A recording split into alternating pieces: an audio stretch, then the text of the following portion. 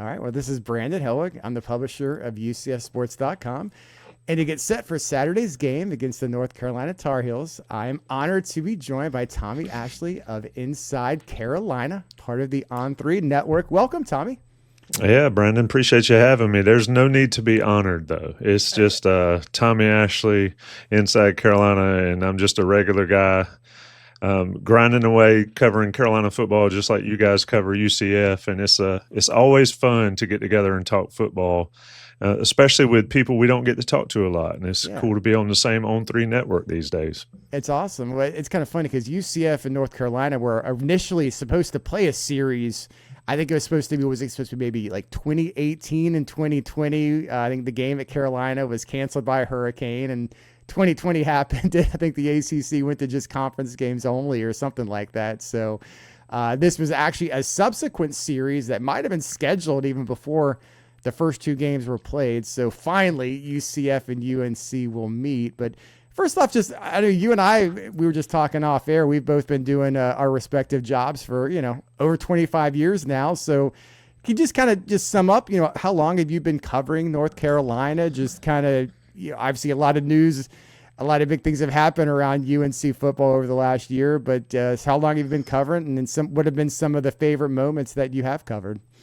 Yeah, I mean, I started doing this stuff way back in 97, 98 for Inside Carolina. And at the time, we had a newspaper slash magazine that we published in addition to the online websites. And it just sort of exploded after that.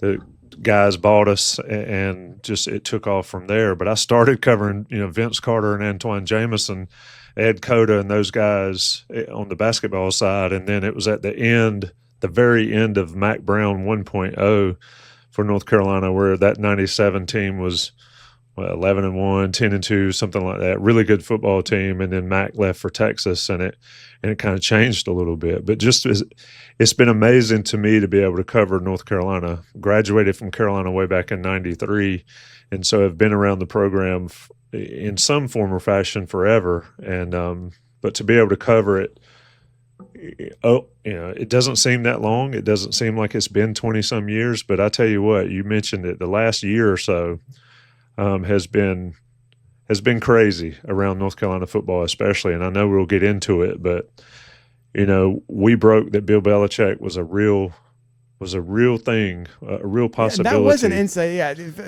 just brief me on that because Inside Carolina kind of had the scoop, right? That was a legitimate possibility because I don't know where the rumors started, or I know it was kind of a slow build up to the hire, but didn't Inside Carolina pretty much have the inside track the whole time? Yeah, Taylor Viplis dropped it, and we just sort of heard it. And if I'm being totally honest, I heard it, and I said that's crazy, and we laughed it off. And then everybody said, no, this is real. So of course we ran with it, and it happened on December 11th in the Keenan football or in the Blue Zone at Keenan Stadium.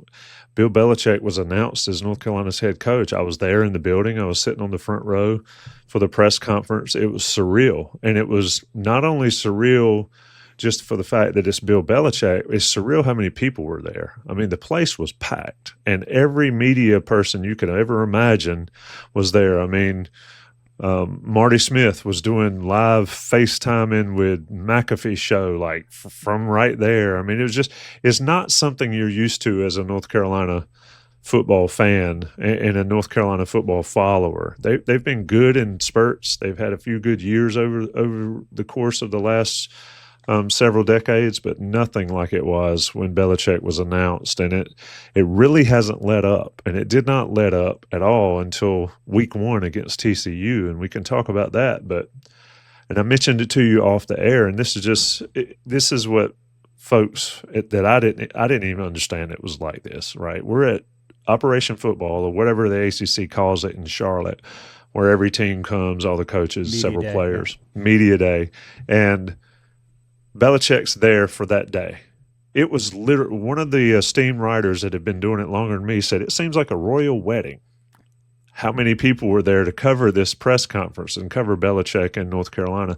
There were grown media members that I have seen all my life taking selfies holding the camera up, taking a selfie with Belichick talking in the background or Belichick walking in the background. I mean, I've never seen anything like it. And it's completely new for North Carolina. It's completely new for the ACC. It's completely new for anything. And it's just been kind of a wild cover. Now, as we know, Bill Belichick and his staff have been pretty tight-lipped and pretty locked down. So covering it is certainly different than it was covering Mac Brown and in previous staffs. But just a surreal time covering this football team. And now that the season started and they're traveling to places, they went to Charlotte the second week. They're going down there, coming down there to see UCF. I mean, I watched the UCF press conferences. Half your questions are about Belichick coming to town. You know, it's incredible to me how the effect has been. What happens between the lines on the football field is another matter, but certainly the aura and everything surrounding it's just been crazy. Yeah, you've always heard a lot of the reaction from, national media, how they feel about Belichick coaching in college. But what about the diehard UNC fan base, which is the one that you cater to? What was their reaction to the hire? Was it positive? Were there some questions? And has that opinion evolved or changed over the last, 9-10 months since his hire? A lot of disbelief. I'd be telling you a story if I didn't say a lot of people think it's ridiculous and may still think it's ridiculous. That it's never going to work and all that type thing. And I get that. I get that approach. Bill Belichick. Only at Carolina can you hire a 72-year-old coach and have a youth movement because he's younger than Mac by like a couple months. And so you've got that crowd that doesn't think this is ever going to work, and they may in fact be right. And then you've got the other crowd that's just over the moon excited. And leading into the TCU game, the hype was unbelievable. North Carolina is going to win a bunch of football games. North Carolina is going to be on the national scale. This is the greatest thing ever to happen to the football program. And quite frankly, it is. How they do on the field is another matter, like I mentioned earlier. But the fan base was somewhat unified prior to TCU. The TCU game and the way that went down sort of fractured it a little bit. And these past two games with Richmond and Charlotte hadn't done much to unify them. I'm not saying they're totally at odds, but beating Richmond and Charlotte after getting blown out by TCU, you still got work to do. And I think that's why this weekend's game with Central Florida is a big deal for North Carolina. But it's always interesting to see the opinions. Everybody has them. How many people cling to them? How many people adjust them? For me, I just wanted to see good quality football, and I wanted to see quality fundamental football on the field. I feel like Belichick and his staff they'll give us that. Whether it translates, we'll see. So what do you think really was the root or kind of behind the administrative? And I know there was some, board of trustees, and there was a lot of people pulling at A.D. Bubba Cunningham to hire Bill Belichick. Is it this kind of the lack of traditional success in football and knowing that this is such a transformative time in college athletics? We don't know what conferences are going to look like, 5-10 years from now. I think everyone feels like a university like North Carolina should be in a good spot, just with the academic history in that basketball program. But you want to have your football program to be in the best possible position. So, do you think changes in the college landscape kind of might have been behind the move to go to Belichick, just the experience and football success? Because this is a program that hasn't had hasn't won a conference championship since 1980. 1980. I was 9 years old. So I think there's two parts to it. The Belichick hire, yes, that's what the national media and everybody's talked about, and that's what's the big the whistle that gets everybody's attention. I think underneath that is North Carolina's commitment to football. Now, I don't know if they would have committed to football as much as they have financially across the board if not for Belichick being hired. So I think they go hand in hand. You mentioned the board of trustees and a lot of behind the scenes work, some legit, some probably not doing it the right way. But I think that's the overarching thing here for North Carolina football fans and for fans around here is not necessarily Belichick himself. That is a big deal. but it's the money invested and the money that's brought in because of Belichick. And that is what's different here. North Carolina's never really gone all in on football. We hear the basketball school stuff all the time. And the fact of the matter is, until now, North Carolina hasn't pushed all the chips in on football. And you mentioned the conference deal and media rights and all that. That's why it's so important now for North Carolina. And I think they've positioned themselves well because they're in. And the SEC, the Big Ten, wherever it may be, I prefer the SEC, by the way, because I'm a Southern guy, and I prefer to go to Ole Miss rather than to Rutgers to see a football game. But those are things that matter now, and that Belichick can help get Carolina there. But ultimately, it's about the money. If you don't have the money, if you don't have the money, this never happens. B, if you're not willing to spend the money, this never happens. And Carolina's shown a willingness to come off a lot of money. Whether this works or not on the football field in the next 2 or 3 years or however long it lasts, it is relevant, but it's not relevant to the point that as long as the money is invested, Carolina's all in. And I think that's the bigger story, but it's not necessarily the story that people talk about the most with Bill in the building, if that makes sense. Yeah, we'll get back to Belichick in a second. You mentioned conference realignment. Before we kind of talk about Big Ten, SEC, what have you, just kind of how are UNC fans just feeling about the general state of the ACC? We saw the recent lawsuits led by Florida State and Clemson. The last couple of years, UNC was maybe more in the shadows on that, but obviously they've had some issues with the ACC monetary structure and everything else. So just kind of how are fans feeling? Obviously UNC is a charter member of the ACC. It's 17 members now when SMU and Stanford and Cal joined a couple of years ago. Just kind of how do they feel about it? And you mentioned SEC, if UNC fans had their choice, if either of the Big Ten or SEC came calling in the next few years, which conference do you think would be the preference of fans? I think the majority of fans would prefer the SEC. Now, there's definitely a healthy amount of people that prefer the Big Ten, and then you still got people that cling to the ACC. I just don't think the ACC they can compete overall. People worry about Carolina has 28 sports, and their women's sports teams are ridiculously good. They win national championships year after year at various sports, whether it's field hockey or women's lacrosse or women's soccer.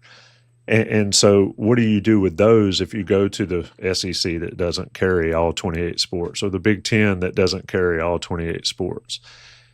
Those will have to be dealt with, and those issues will have to be dealt with. But I think if you took a poll, it would probably be 75-25 SEC over Big Ten, or maybe 70-20 with 10% still wanting to stay in the ACC.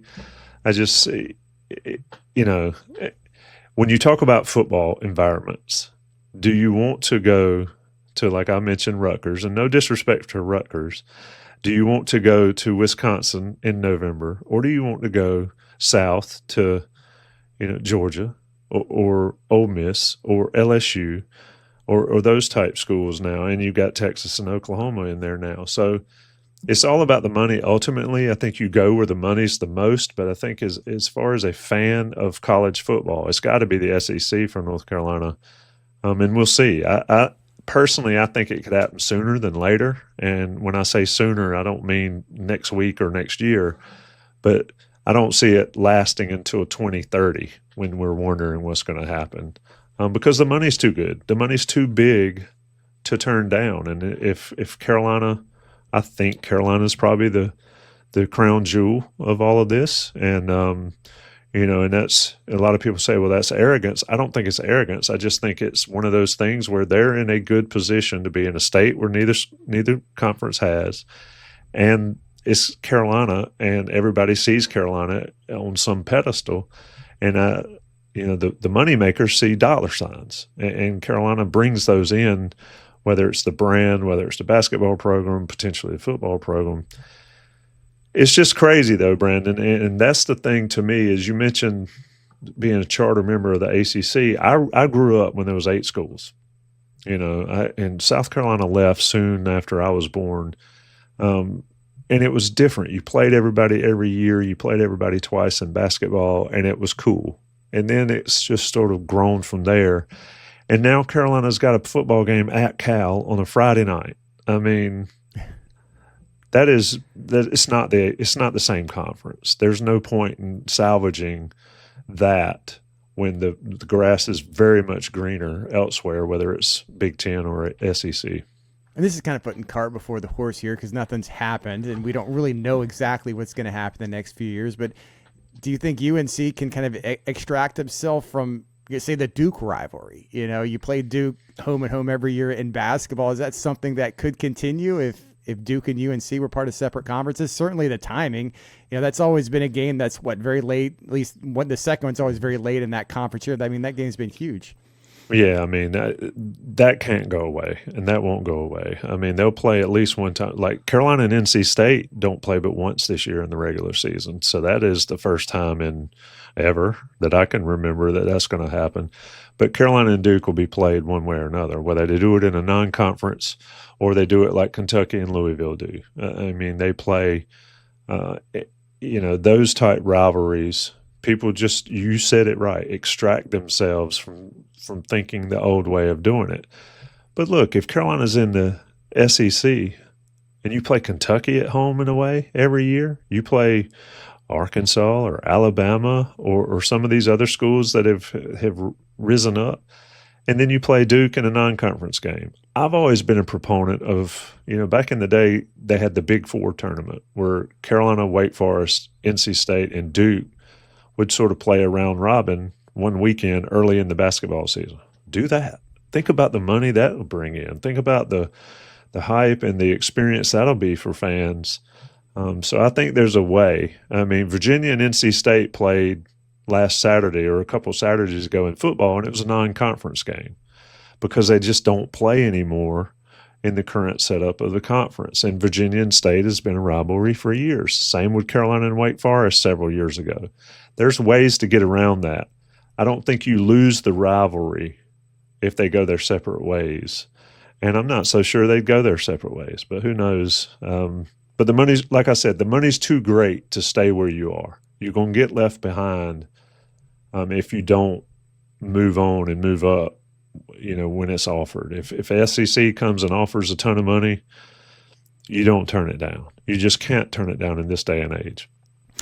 Back to Bill Belichick and this year's football team. Just kind of, I know we talked about this earlier. A lot of people wonder kind of what Belichick's his end game is. Is this, and a lot of this I don't think anyone really knows, but is this kind of considered? Has he come out and said this is his last job? Is this a job he's committed to for multiple seasons? I know there was talk about a buyout that greatly diminished that, maybe if an NFL team were to approach him, it seems like that's not going to happen. But, maybe is he thinking, some have wondered, was he looking at this an opportunity to maybe get back to the NFL? Is maybe Steve Belichick, his son, is he trying to set this up maybe I know there was talk, during the negotiations, maybe he could be a head coach in waiting. I know it's really tough, only 3 games into this, but what do you think is the end game? Is this, does he want to is this going to be a multi-year effort for Bill, or is he maybe elevating his son, or just kind of what do you think his internal thought processes are about everything? Yeah, I mean, I be honest, I couldn't tell you, but I can tell you that there's 30 million reasons for him to stay at North Carolina for at least 3 years, because the first 3 years of that contract are $10 million a year, and they're guaranteed if he's there. And so he's going to get paid $10 million a year for 3 years at North Carolina, and then it extends on for 5 years at $50 million. So there's that. What happens with as we go along? Who knows? I mean, he is older. He is 70 plus years old. So does age become a thing? I do think the NFL record would be enticing. It would be for anybody. Was he 12 games short or something? Something not overall, not far. Obviously, he has the Super Bowls, but overall wins. Yeah, you're right. He's a little bit short. Right. So he's a little bit short there. So I think that is enticing. But I don't think you see what they've done and the investment that Carolina's made, but also everything that he's doing to build this program. I don't think you see it as a short-term deal. I could be wrong. I've been wrong before. The buyout talk, that was a figment. I mean, it was a thing. Yes, it was a real thing, but it was not. That wasn't the big deal that everybody made it out to be. So, to answer your question, honestly, I do not know. But I would be surprised if it's not at least a 2 to 3 year or more thing, health related or health permitting. And then we'll see. I know that the Steve Belichick stuff was brought up a lot. That's not in the contract, and so we'll see what happens. But the bottom line is he needs to have success, or because they've spent a lot of money to have success. And we talked off air. We mentioned the recruiting class. The 26 recruiting class is ridiculously good, and it continues to grow. Right now, it's number 18 in the Rivals rankings for 2026. Yeah, and it continues to grow. I mean, it isn't. I remember a day, and it wasn't too long ago, where you had 25 signees, and you could push it over that a little bit with gray shirts and whatever. But now Carolina's pushing 40 signees in the 26 class, and we hadn't even talked about transfer portal guys. So, those type things. How is Bill from a recruiting standpoint? Because everybody wondered how that would work. I know a lot of it's transactional these days with rev share and NIL, but before, as a GM, you just draft the players and they're part of your team. Now you have to, convince them to be on your team. So what's his personality like? What's the buzz from recruits that visited, that committed this summer? Just kind of what's the vibe been like with Belichick and recruiting? Yeah, I mean, he's not going to people's houses and sitting up and eating mom's banana pudding with folks. But I mean, it's Bill Belichick. And if you're a college or if you're a high school player, and I get it, some of those things happened a while ago, but if you're a college player, a high school player, or a college player in the transfer portal, and you desire to get to the NFL, what better way to have this man coach you? And he uses that, and that's a big deal. They have a full personnel staff. Michael Lombardi is the GM. They acquire the talent. They go out or they identify the talent, and then kids come on visits. They do it a little different than Mac Brown did it. Mac Brown was very much about, kissing the babies and hugging the mamas and meeting everybody and all that. It's a little bit different with Belichick, but I think that his football history carries a lot of weight. And if you're looking to get to the next level, they can sell that. It's interesting, and this is a point. I'll see if you agree. These schools, Alabama, Clemson, all these guys, these schools have a ton of kids drafted into the NFL, and that is very inviting to a high school player or a transfer portal player. Okay, so you're getting them drafted. Well, at Carolina, the pitch that they make is you're going to get NFL schooling there at school, and you're going to get drafted. Not only are you going to get drafted, you're going to be ready when you get there from an NFL perspective, because that's what we do. That is what we're trying to do here. And I think that's a big part of the pitch to whether it's high school kids or because every high school kid thinks they're going to the NFL. We know that. They think that's the thing. And so that's a part of the sale. And then Belichick is sort of the closer. And I think, he'll sit and talk to guys. He'll interact with guys. And I think there's an all factor in there for players. You mentioned it's transactional. Absolutely, it's transactional these days, more so than ever, especially in the transfer portal. But it doesn't hurt to have what many consider one of the greatest football coaches to ever do it, being a guy that says, come play for us. Does it matter to everybody? No, and they won't get every single player, but it does not hurt to have that. But there's a lot more factors that go into it these days, maybe than even 5 or 6 years ago. What is the, media consensus of the staff he put together? Obviously, he's got his sons there, maybe not as much college experience as many other staffs, a lot of guys with NFL ties. As you mentioned, Steve's defensive coordinator, Freddie Kitchens, is running the offense. Just kind of I know it's still early, but just kind of what's the evaluation of his staff? And they've structured a little bit differently. You mentioned the GM, Michael Lombardi. What's kind of his role in all of this as well? Well, he oversees, oversees the program, but he's more in the talent acquisition type. Like you have a staff that goes out and gets the players, and then you have a staff that coaches the players. And some of there's overlap there, but not as traditional as maybe you used to see, where every coach is out recruiting on at a high school game on Friday night recruiting. It doesn't work that way anymore with most schools. But so Lombardi oversees that personnel department, if you want to, consider it the same way as the NFL.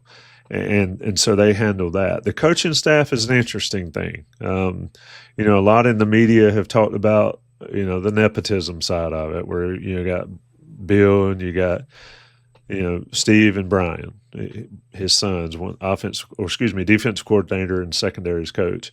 And then you have Lombardi, the general manager. His son is the quarterback coach. That's an interesting hire there, because he didn't really have a ton of experience. He was an analyst, and he's got some experience, but not as much as you would see for a quarterback coach at a major university. The other staff, I think Prefer, that is the special teams coach, is solid. Freddie Kitchens is a holdover. He's a former pro guy. We know, they have knowledge of each other or have a relationship. So that was not surprising. I'm not sold on Freddie Kitchens as the offensive coordinator, but ultimately, it comes down to execution and talent anyway. So that's the thing. And then, across the board, Natron Means is running back coach. He's good. I think Jamie Collins is linebacker coach, is a former NFL player. Belichick spoke to that today, actually, on the weekly press conference. He talked about he brings that aspect of having played recently in the NFL, and he can translate that to players. So on the whole, I don't know. I'm not smart enough to know how good a staff it is. There are some hires that were very surprising. I will say that. And but ultimately, like you said, it's early. They're 3 games in. They're exactly where I thought they would be record-wise. Maybe not, how it's looked-wise, but it'll be evaluated at the end of the season, because I've often said I don't think talent is up to par, but I do think the coaching won't lose games for them, and that remains to be seen. We'll find out more about that as the season goes on, starting on Saturday. Kind of on that note, I think both teams, we really don't really have a great handle quite yet. UCF had the one less reference point with having a bye week, and like you said, you expected, after that first drive against TCU, things were looking great, but, like you said, you expected that to be a loss. Vegas obviously concurred on that. And, I would assume maybe you would have thought the offense would have showed a little bit more in the games against Charlotte and Richmond, but 2-1 is probably where most people would expect UNC to be. So what was kind of the preseason expectation though? Like what was the media? What was the fan base thinking? Obviously, it's a major rebuild when you've got 70 new players. UCF is in the same boat. I feel like maybe expectations amongst both teams are probably similar. I think UCF people are thinking if you can win 6 games and get to a bowl game, that would be a pretty big accomplishment. Obviously, a lot more fanfare hiring Bill Belichick compared to UCF going back to Scott Frost. But what do you think were the media and fan base expectations for UNC in year 1 under Belichick? Well, I think they were all over the place. I think that we do Inside Carolina, we do a prediction show every year, and I've been called the optimist every year, and I had Carolina between 9-3 and 9-4, 9-3 and 8-4, simply because the schedule is not good. UCF was one of those toss-up games. TCU was a loss in my book. Clemson was a loss in my book. That has certainly changed the way Clemson's looked. And then you've got a couple others sprinkled in there. But I think, and just for reference, one of our Inside Carolina guys said 6-6, and then another one said 10-2. So you've got that sort of birth there between them. I think for the fan base and the media, I think the media has gotten into the hype as well, and I think the TCU game sort of tamped a lot of that hype down. But I think the hardcore Carolina football fans that pay attention, that understand, like you mentioned, the rebuild, I get it. Everybody points to Indiana as, okay, you can flip a roster, you can flip a coaching staff, and you can still go to the playoff. That is not normal for that to happen. Everybody, you mentioned Deion earlier when we were off air. Deion Sanders goes to Colorado. He brings two of the best players in the country with him. That is a key point that people don't talk about for Colorado, and they go 4-8 the first year because they flipped the whole roster. So, and then the following year, what'd they go 7-6 his second And year? they were close. They were in the running to get in the Big 12 championship. I think they needed a win at the end, but they were in the running for the championship at least going into the final week of the season. Yeah, and he had two of the best players in the country on his team. Carolina doesn't have that this year. Carolina, they may have some all ACC players, maybe one or two right now. Thad Dixon on the defensive side being one, and maybe one of the linebackers has played really well. But so you've got a talent deficiency that folks expected coaching to be able to really overcome. Will it? That's the question. I think the UCF game is one of those games where we'll see if that's the thing.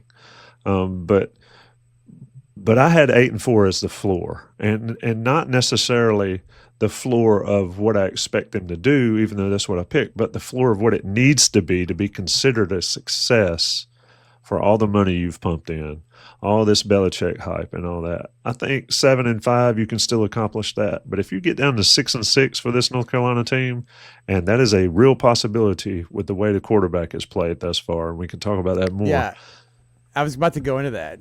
But that would be a problem. That would not be a successful season, in my opinion. Yeah, Gio Lopez has been North Carolina's starting quarterback. He's a transfer from South Alabama. Was he always expected? Was that the guy that they kind of circled in the transfer portal? Did you guys expect that to be the guy? And after 3 games, what's the feeling? It seems like, if anything, the UNC offense has kind of underachieved or underperformed maybe to expectations. And do you think there's a chance they could shift? Max Johnson, he looked good in his limits. I know he's not as mobile. He's got, obviously got some injury issues overcoming in his career, but just kind of what's your assessment of the QB position going into the UCF game? Yeah, so Gio Lopez, obviously, like I mentioned, from South Alabama. At South Alabama, a true dual threat. I watched plenty of film on him making plays with his legs and doing all that.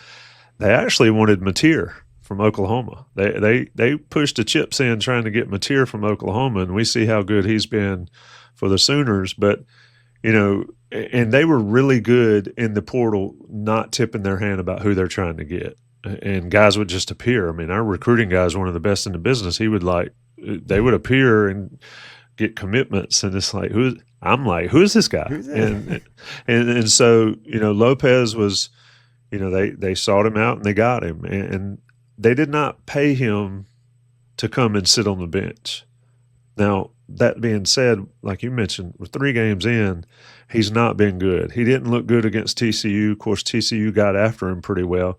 And there's 3 things going on here, and there's a column that'll drop on Inside Carolina really tonight, on Tuesday night, that I've written, is you got 3 things with offense, right, and quarterback play. Is it the quarterback's not very good? Is it the scheme and the offensive coordinator not doing him any favors? Is it injuries on the offensive line?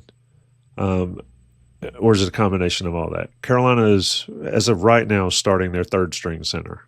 And Chad Lindbergh's gotten better. He's done well, but he was 3rd string for a reason, and that's been a struggle. But Lopez has not looked comfortable since day one. And the knock on him throughout his career has been he takes shots that you don't need to take, and he's done that all 3 games for North Carolina this year, and he's coughed it up twice, and he had that pick 6. He had a scoop and score 6 and a pick 6 against TCU, and he had a fumble against Richmond that they got back. He hasn't been accurate. You can't be late and inaccurate, as you know, Brandon, as a quarterback, and those are 2 of his biggest issues. And for the early part of the season in the TCU game, the belief was the offensive coordinator stinks. Freddie Kitchens is not doing him any favors, and he's wearing this kid out and is not helping. Well, I've come around a little bit because we break film down every week at Inside Carolina, and there have been plays to be made weekly, and Gio Lopez just hadn't gotten it done for whatever reason, whether he's a half second late or a second late, or he makes the wrong read, and he's not performed. You mentioned Max Johnson. Everybody's favorite player is the backup quarterback. And Max looked good against TCU, but you have to take into account, was TCU not going at it like they were in the first quarter or the first half? I don't know the answer to that question, but I do know that Carolina can't leave Orlando, Florida, not knowing what they have at quarterback and not giving Max Johnson a chance if Lopez does not perform well. You can't be 56% and throw for 100 yards or 119 yards against a Richmond team that, again, no disrespect, is just not good, not on your level. And so that's definitely a problem. But in this day and age with NIL and all this, you pay guys a lot of money to come in and play. What do you do when they're not good? That's why the coaching staff makes the big bucks, I suppose. So what's the feeling about everyone around them offensively? Do you feel like there's talent at running back, wide receiver? You mentioned offensive line down to the third string center. So what's kind of the consensus on how the overall offense looks around the quarterback position? I think the offensive line was better this past week. Chad Lindbergh's gotten better as a center. They need to get Christo Kelly and Austin Blasky especially back. Blasky is a second-year guy. He was at Georgia, transferred to Carolina. He was a starting center last year. They need to get him back for sure. They're serviceable on the offensive line. You would think with a mobile quarterback, you don't have to be perfect. And so, there's been some struggles there. I think the wide receiver room's got plenty of talent. I think Jordan Shipp, and I used to always say Steve Shipp because that's his dad, and Steve played for Florida and was really good. But Jordan Shipp is probably wide receiver one.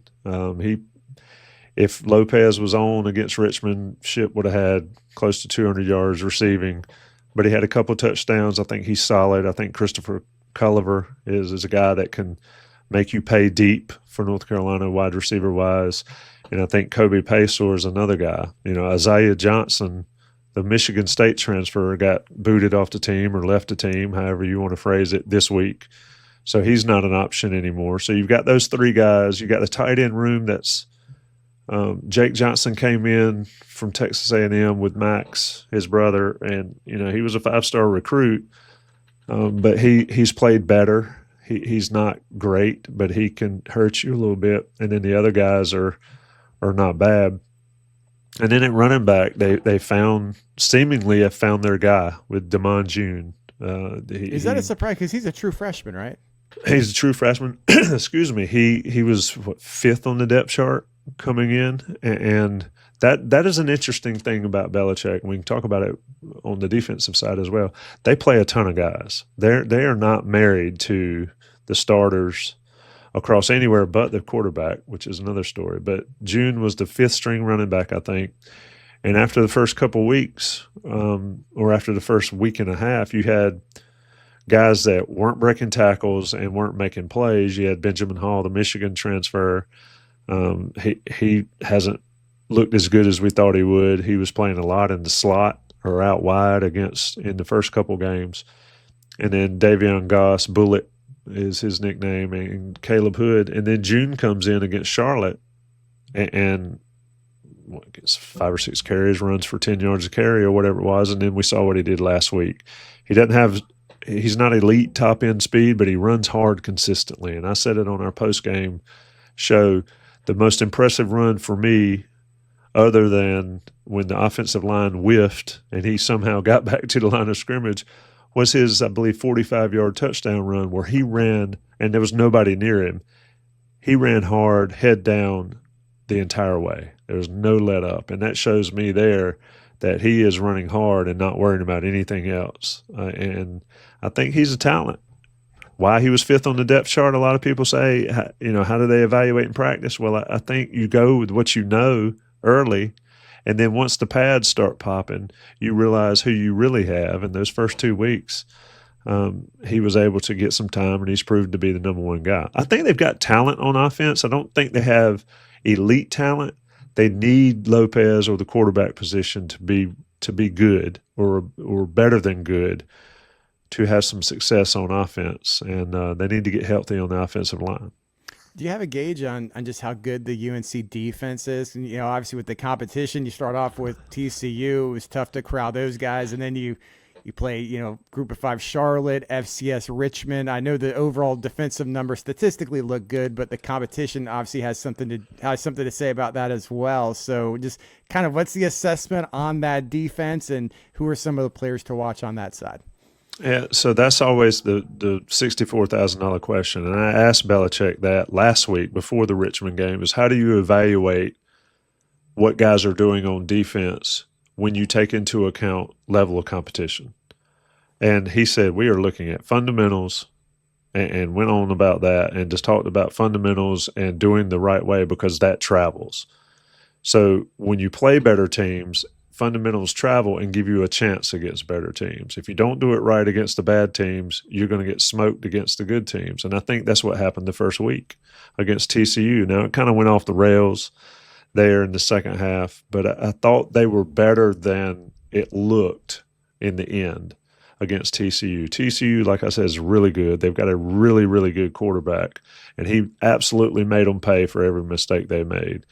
How good are they? I think they're better than we expected from a fundamental standpoint. And you have to understand, watching the last 5 years, this team has had 4- and 5-star guys on the defensive line, and they have played like they were on skates under Mac Brown and the defensive line coach and defensive coordinator. Now they have 3-star guys that are playing with solid fundamentals, and they're looking better than those guys that were much more talented did the last few years. I think the linebackers have some skills with Simpson, Bayer, and Kamori House. They're on the smallish side, at least Kamori House is. I think you have one of the best best defensive backs in the conference in Thad Dixon. The issue for North Carolina is going to be, and this is where you can chime in on UCF, is if you have a second and third receiver that are top end, like TCU had, because McAllister for TCU didn't do anything, and he was their all-conference, potential All-American guy. He didn't do anything. It was the other wide receiver that went crazy. There's the rub for North Carolina's defense, I think, in the passing game. And so we'll see how that plays out. But to answer your question, I don't know how good they are. And that's why I've called this game against UCF a crossroads game, because they're clearly not as good as TCU, but not many teams are going to be, I don't think. Charlotte and Richmond provide you opportunities to put on good tape, and then UCF ramps it up, provides you an opportunity to do it against what I call like talent. And so we'll see. I don't know. I'll know a lot more about this team after the game in the bounce house than I do right now, but I do think the defense is in a position to make plays more than they have been in years past. And for me, that's impressive, because we've seen some awful defenses from Carolina over the years. Yeah, I mean, I feel like you could pretty much repeat what you said about UNC and apply it to UCF just based on level of competition. And one less reference point, as I said, with the bye week, we don't really know exactly what UCF has offensively or defensively. I think you mentioned, the wide receiver versus UNC DB matchup. That's one of the big question marks. UCF brought in a lot of guys who either they really aren't that proven or established, or maybe they were established at lower levels. UCF's maybe the guy who may end up being the number 1 receiver. He came from Division II and did really well there, but we still don't know how that's going to translate against, top teams at the Power 4 level. So, yeah, I'm with you. I really don't know what to expect. I know Vegas is, I think I'm looking right now, I think UCF's a 6.5 point favorite, or I know there's been some fluctuations on lines. I'm not sure if I'm looking at the opening line or not, but I know Vegas does see UCF as a slight favorite anyway in this game. Do you have any prediction? I know it's tough. I mean, if you ask me, I would make it up as I go along. I really have no idea.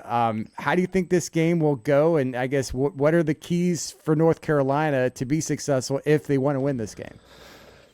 Yeah, I mean, I'll say when we predicted our season, I predicted Carolina would go down there and win because I did not think UCF was as good as they had been in the past, and I thought Carolina would be better than I've seen. And um, I think 6.5 is too high. I would probably, not give those points if, or I would take those points if I was betting on Carolina. I'm not a huge betting guy, and this is the reason why. It is impossible to know, especially this early in the season, what teams have. I never in my wildest dreams thought Carolina would get blown out by TCU. I thought they'd lose, and I thought it wasn't going to be in doubt. But 48-14, and then we watched it happen. So, my gut tells me that Carolina can win this game if it's low scoring. That's a simple thing. So I would say something like 28-24 Carolina. But then I see Central Florida put up, 68 on A&T? And I get A&T's not any good. They're not. They haven't been good. They were good a few years back in the MEAC, but they haven't been good the last few years. So I don't 68's a lot. That's a lot of points, even against a bad team. And Carolina only put 41 up, or actually 34 up against Richmond, and only 20 up against Charlotte. If Carolina gets quality quarterback play, I'll say this: I think Carolina wins. But if Carolina sticks with Gio Lopez and he performs like he's done the last 3 weeks, then Carolina's not going to beat Central Florida there. And then you have the road factor. Carolina played at Charlotte. That wasn't a road game for Carolina. It was in a different stadium. It was not a road game. Will UCF's crowd get to them? I don't know. Or will it galvanize them?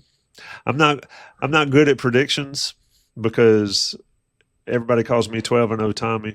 I predicted Carolina to go 12-0 one year. They went 6-6. So I will. If you held my feet to the fire, I'd say 28-24 Carolina.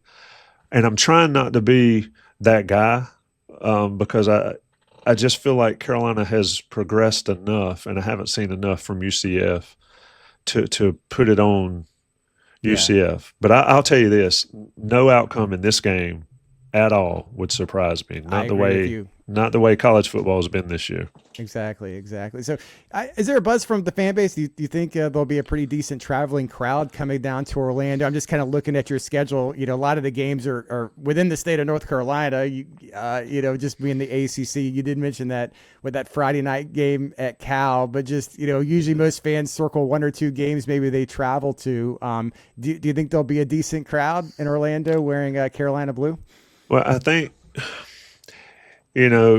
I'll be there, and I sit in the stands. I do not do the press box thing. I refuse to sit in the press box unless I absolutely have to. But before the TCU game, the buzz was this was the trip to go to. It's Orlando, it's Florida, it's warm, it's Disney, all that kind of stuff. And then the TCU game kind of took the sales out. I think you'll see a decent contingent from Carolina go down there, and I think you'll see that Carolina has fans all over. How many of them actually go to the game, we'll see. I don't know, how y'all's crowds have been this year. I know there are plenty of tickets available, at least on the secondary market, so we'll see. But I think, the Carolina section, I believe it's 225 in that stadium. I think that'll be pretty good, and then you'll have a sprinkling about it. But I just don't see it being a massive – I always remember Georgia at Notre Dame several years ago. Remember that, where they just absolutely took over that stadium. It's not going to be anything like that, but I think there'll be enough to make a little bit of noise. I'm looking forward to seeing the atmosphere down there because I've heard a lot about it. Fans are anxious for this one because the first two games have been kind of weird with long weather and lightning delays and everything. And this is a game that obviously people have been looking forward to for a long time. And for the celebrity factor, I kind of wonder, Vince Carter, right? He lives in Orlando. I'm pretty sure he still lives here. He played for the Magic. Obviously grew up down the road in Daytona Beach. I wonder if we may see him kind of with the sideline pass or some of these other people. I know that opening game was pretty wild with Michael Jordan and Lawrence Taylor and a whole lot of celebrities, but Eric Church and a whole lot of people were there at that one. So I'll be curious if we'll see a smaller amount, but we may see some UNC celebrities in the bounce house on Saturday as well. Yeah, it sounds like a fun environment. I'm looking forward to being in the middle of it and getting on down there. Carolina fans travel, but if they have a reason not to, they generally don't. And I think this is a perfect trip for a lot of them to get down there and see some good football. And I'm always up for seeing new venues and new experiences. And so I think there'll be a fair number of Carolina fans that do the same thing. I'm just looking forward to, you mentioned the weather delays. Let's cross our fingers that we I don't was get going any to of say, that. Yeah. So a friend of mine that lives down there said, you might as well go ahead and guarantee that game's not starting at 3:30. And so we'll see what happens, but it should be a fun time for all that make it, and hopefully the weather is kind, and the game is a good game and a memorable game.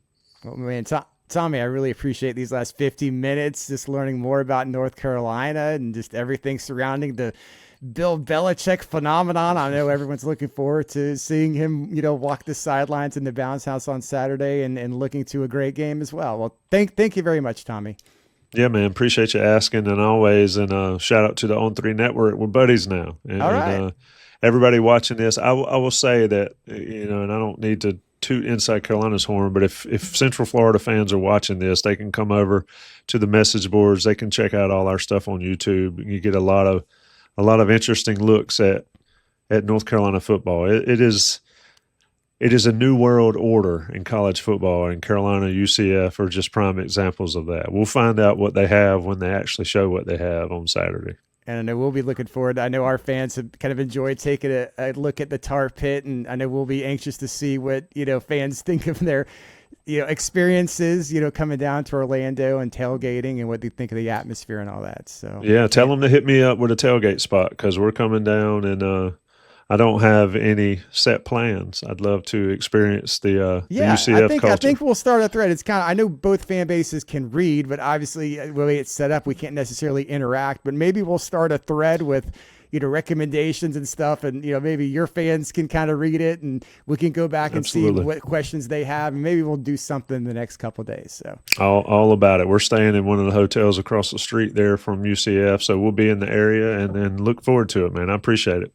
All right, Tommy, thank you very much, and maybe I'll see you on Saturday, okay? Yep, absolutely. All right, take care.